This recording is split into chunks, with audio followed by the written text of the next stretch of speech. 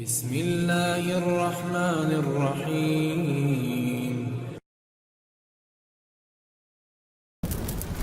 حشر کا میدان۔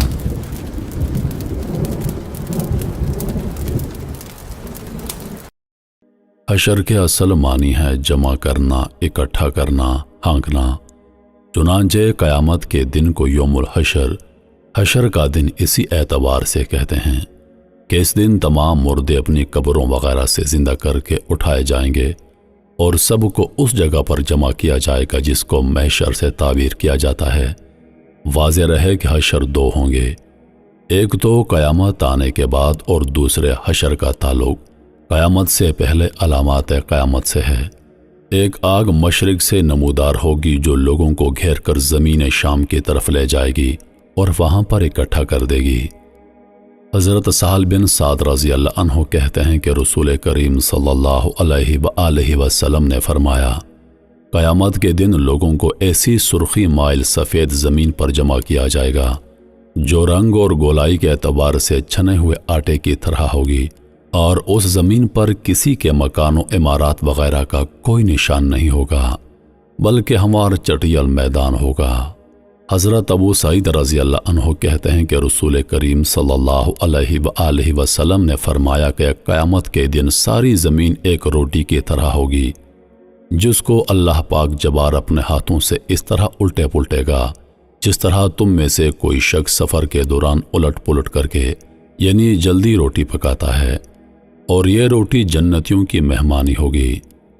حضرت کے یہ فرمانے کے بعد ایک یہودی آیا اور کہنے لگا، اے ابو القاسم،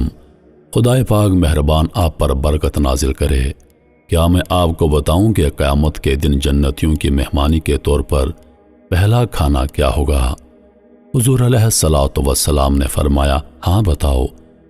اس یہودی نے کہا کہ ساری زمین ایک روٹی کی ہوگی جیسا کہ حضرت نے فرمایا تھا۔ یہ سن کر حضرت نے تعجب کے اظہار اور ہمیں یہ بتانے کے لیے کہ یہ یہودی ٹھیک کہہ رہا ہے چاروں طرف دیکھا اور ہنس دیے۔ اس کے بعد اس یہودی نے کہا کہ کیا میں آپ کو بتاؤں کہ جنتیوں کا سالن کیا ہوگا جس سے وہ روٹی لگا کر کھائیں گے؟ وہ بالام اور نون ہے۔ صحابہ کرام بالام کا مطلب نہیں سمجھ سکے تھے کیونکہ وہ عبرانی لفظ تھا، اس لیے انہوں نے کہا کہ یہ بالام کیا چیز ہوتی ہے؟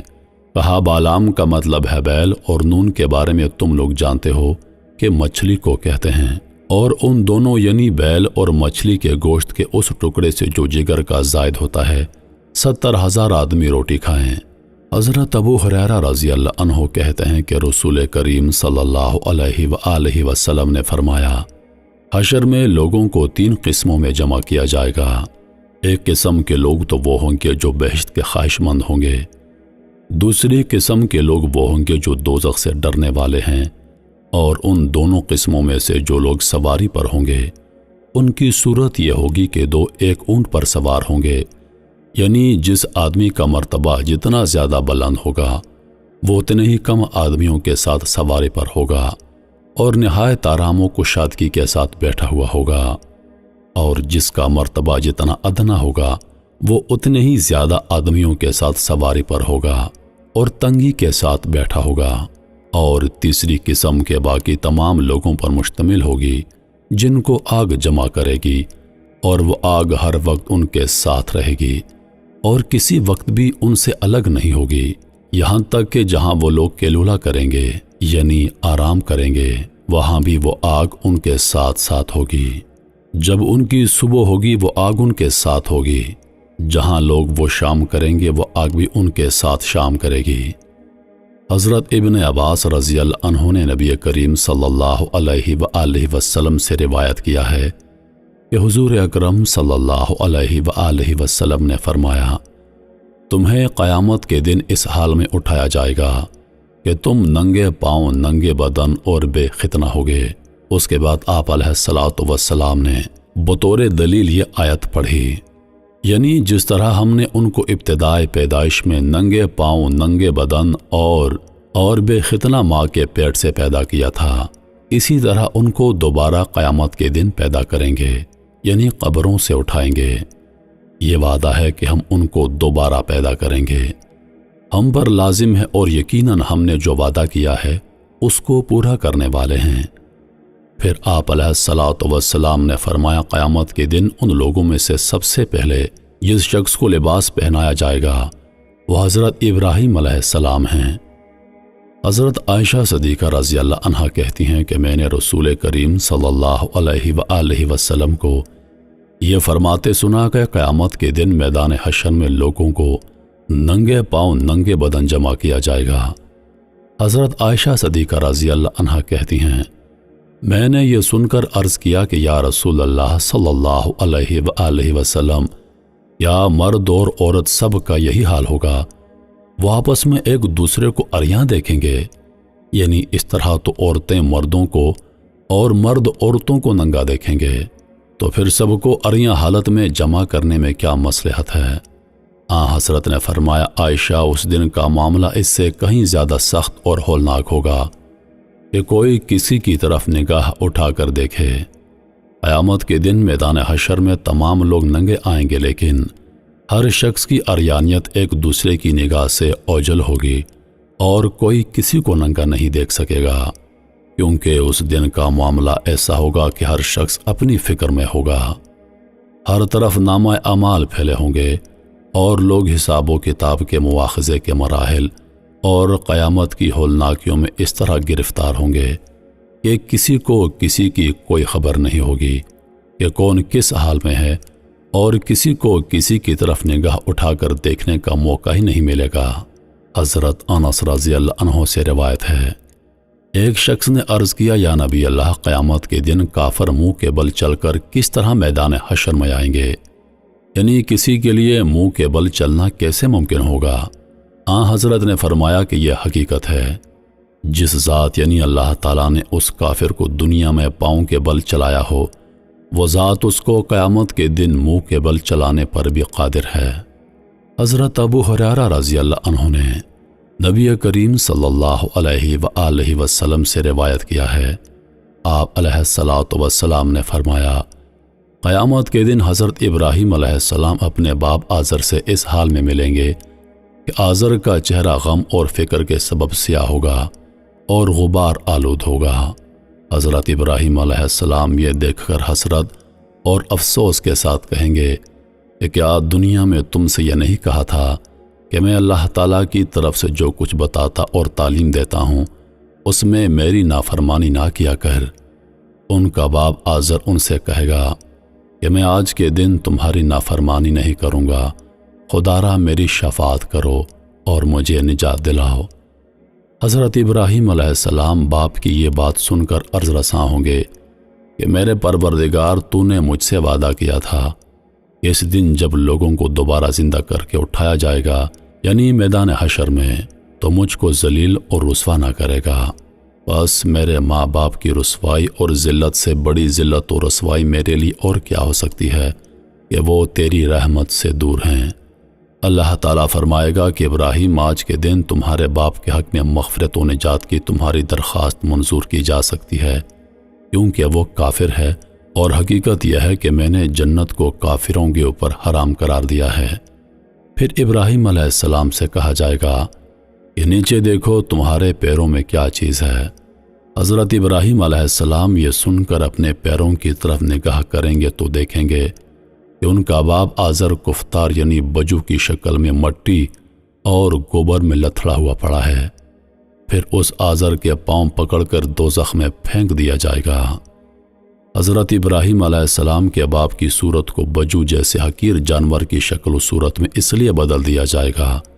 تاکہ ابراہیم علیہ السلام کے دل سے محبت جاتی رہے اور وہ اس سے علیحدہ ہو جائیں، اس لیے کہ ان کی سبکی نہ ہو کہ ان کا باپ دوزخ میں ڈالا گیا۔ حضرت ابو ہریرہ رضی اللہ عنہ کہتے ہیں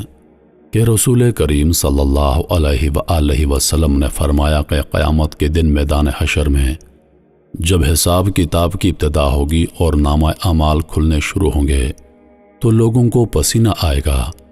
اور وہ پسینہ اس قدر بہے گا کہ زمین کے اندر 70 گز تک چلا جائے گا، اور ان کے لیے لگام بن جائے گا، یہاں تک کہ ان کے کانوں تک پہنچ جائے گا۔ یہاں سارے لوگوں سے مراد جنات بھی شامل ہیں۔ حضرت مقداد رضی اللہ عنہ کہتے ہیں کہ میں نے رسول کریم صلی اللہ علیہ وآلہ وسلم کو یہ فرماتے سنا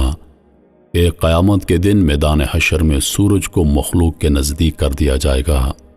یہاں تک کہ وہ ان سے 1 میل کے فاصلے پر رہ جائے گا۔ بس تمام لوگ اپنے اعمال کے مطابق پسینے میں شرابور ہوں گے، چنانچہ ان میں سے بعض لوگ وہ ہوں گے جن کے ٹخنوں تک پسینہ ہوگا، بعض وہ ہوں گے جن کے گھٹنوں تک پسینہ ہوگا، بعض لوگ وہ ہوں گے جو کمر تک پسینے میں ڈوبے ہوں گے، اور بعض لوگ وہ ہوں گے جن کے لیے ان کا پسینہ لگام بن جائے گا، یعنی ان کے کندھوں تک پہنچ جائے گا، بلکہ دہانے کے اندر تک پہنچ جائے گا۔ یہ فرما کر رسول اللہ صلی اللہ علیہ وآلہ وسلم نے اپنے دست مبارک سے اپنے دہانہ مبارک کی طرف اشارہ فرمایا۔ حضرت ابو سعید نبی کریم صلی اللہ علیہ وآلہ وسلم سے روایت کرتے ہیں کہ آپ علیہ الصلاۃ والسلام نے فرمایا، قیامت کے دن میدان حشر میں اللہ تعالیٰ آواز دے گا، اے آدم۔ آدم علیہ السلام جواب دیں گے کہ میں حاضر ہوں، تیری تابعداری کے لیے تیار ہوں، ساری بھلائیاں تیرے ہی ہاتھوں میں ہیں۔ اللہ تعالیٰ فرمائے گا کہ آگ والوں کے لشکر کو نکال لو، یعنی ہمیں تمہاری اولاد میں سے جن لوگوں کو دوزخ میں بھیجنا منظور ہے ان کو علیحدہ کر لو۔ آدم علیہ السلام عرض کریں گے کہ یہ دوزخیوں کے لشکر کو نکال لوں، یعنی ہمیں تمہاری اولاد میں سے جن لوگوں کو دوزخ میں بھیجنا منظور ہے ان کو علیحدہ کر لو۔ آدم علیہ السلام عرض کریں گے کہ دوزخیوں کے لشکر کی تعداد کا تناسب کیا ہے؟ اللہ تعالیٰ فرمائے گا کہ ہر 1000 میں سے 999، یعنی دوزخیوں کا تناسب یہ ہے کہ ہر 1000 میں سے 1 آدمی جنت میں جائے گا اور باقی دوزخ میں ڈالے جائیں گے۔ یہ حکم الہی سن کر چھوٹی عمر والا بوڑھا ہو جائے گا۔ حضرت ابو ہریرہ رضی اللہ عنہ کہتے ہیں کہ رسول کریم نے فرمایا، قیامت کے دن میدان حشر میں جاہ و مال کے اعتبار سے ایک بڑا اور خوب موٹا تازہ شخص آئے گا،